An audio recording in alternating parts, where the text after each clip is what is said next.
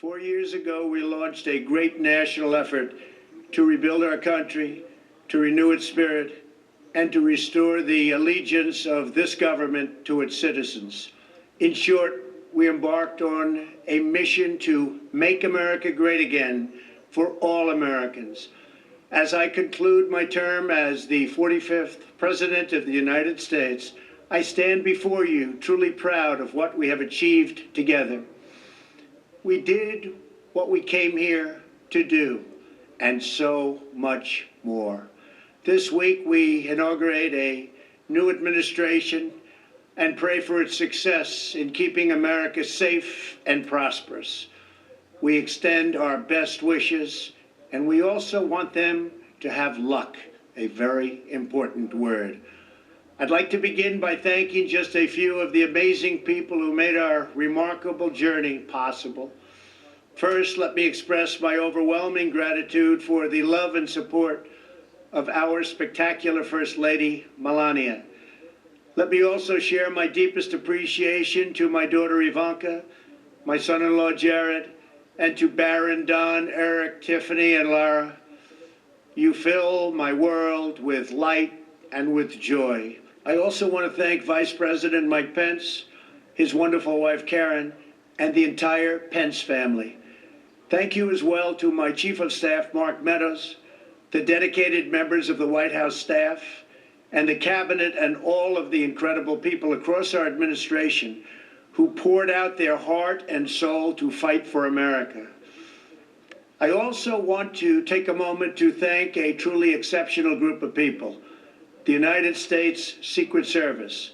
My family and I will forever be in your debt.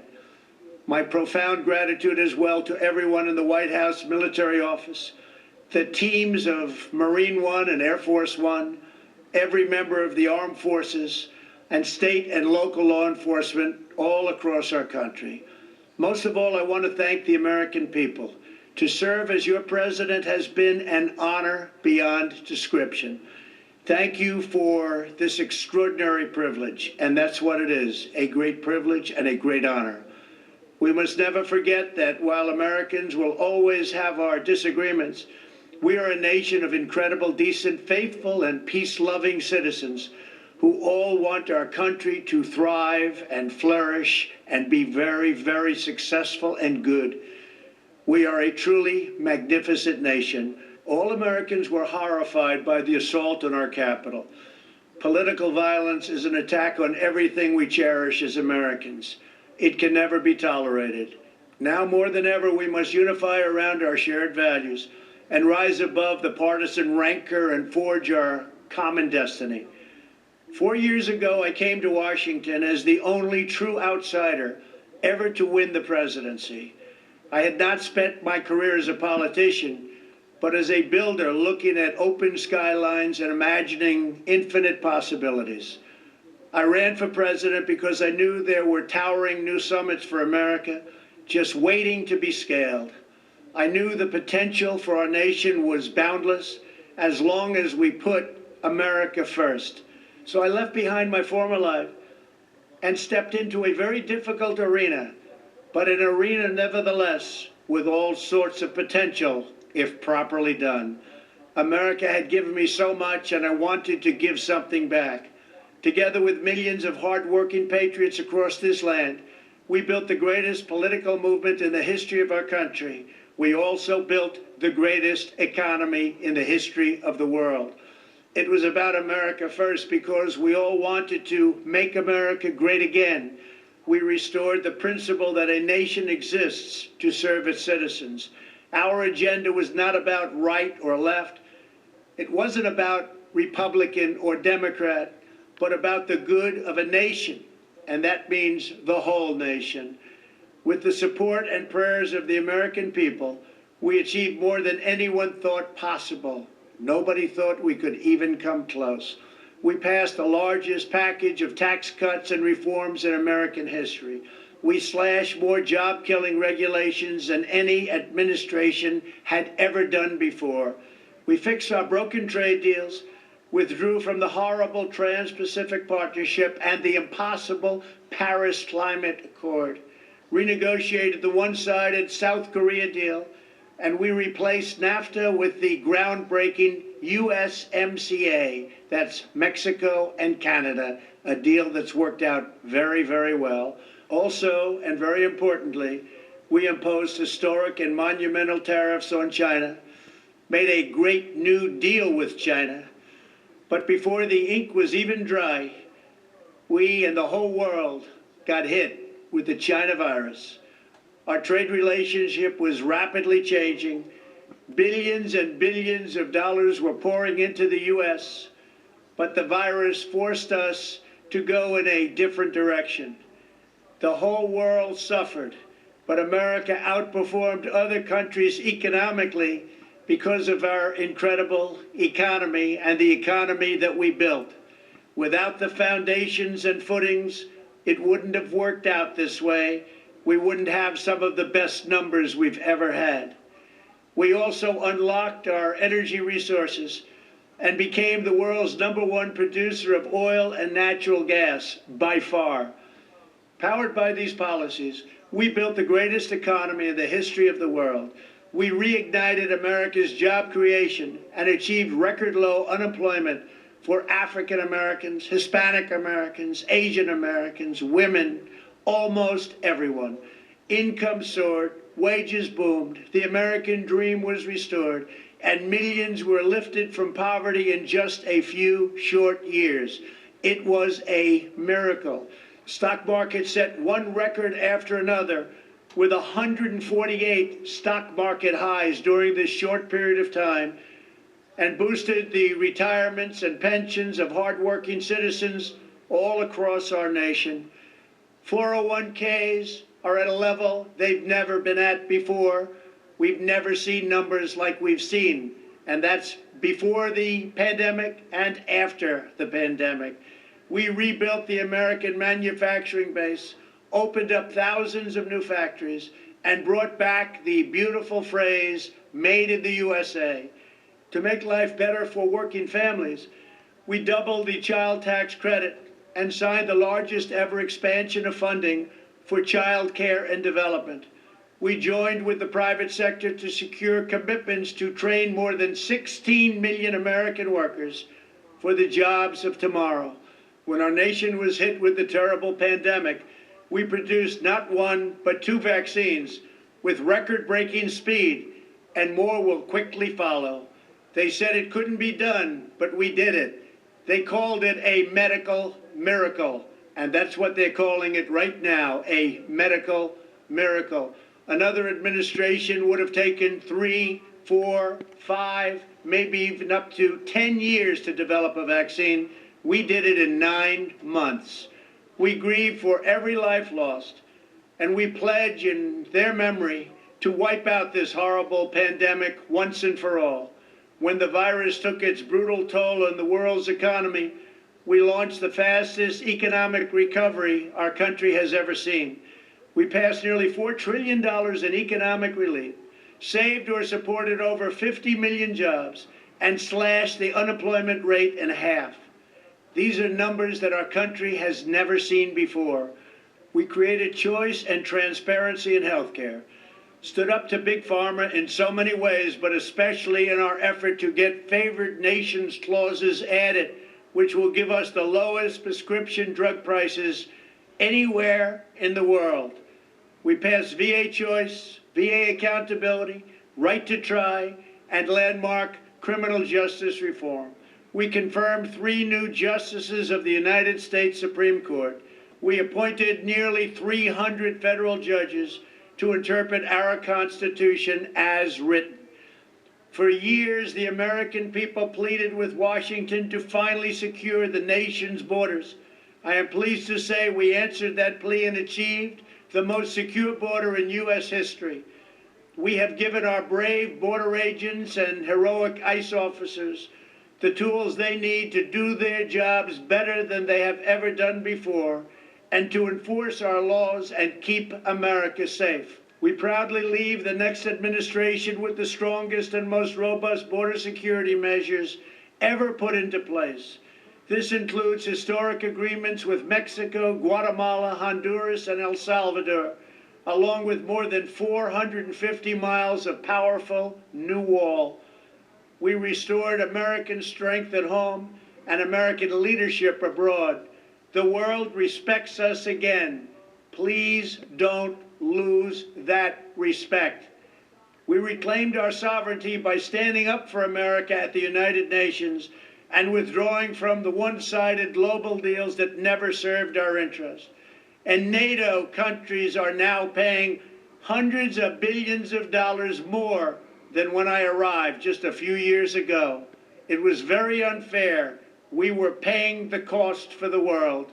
Now the world is helping us. And perhaps most importantly of all, with nearly $3 trillion, we fully rebuilt the American military, all made in the USA. We launched the first new branch of the United States Armed Forces in 75 years, the Space Force.